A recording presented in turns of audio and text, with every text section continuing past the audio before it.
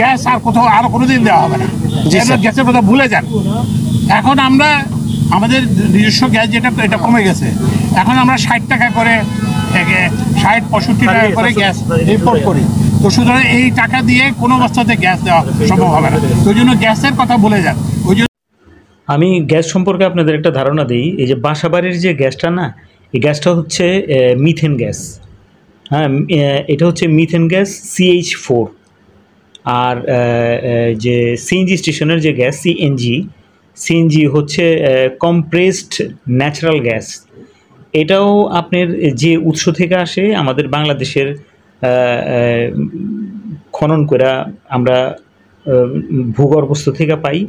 এবং বাড়ির গ্যাস এবং সিএনজি হচ্ছে কম্প্রেসড ন্যাচারাল গ্যাস। এটা 3000 PSI দিয়ে খুব উচ্চ প্রেশারে এটারে আপনার 3000 PSI এটা ঘন করা হয়, মানে খুব ঘনভূত করা হয়।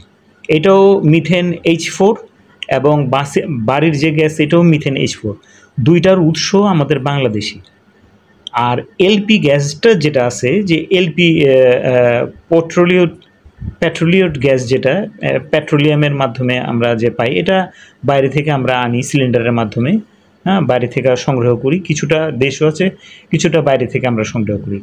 সিলিন্ডারের ওই পেট্রোলিয়াম এলপি গ্যাসের কথা বাদ দিলাম। দুইটা গ্যাস যে আছে সিএনজি এবং বাসাবাড়ির গ্যাস, এই সিএনজির কথাটাই আমি বলছি। সিএনজি গ্যাসটা দিয়ে আপনারা ভাই গাড়ি চালাইতে দেন কেন? গাড়ি যখন নাই, যাগো টাকা আছে ওরা পেট্রোল কিনা গাড়ি চালাইব, বুঝতেছেন না কে জিনিসটা?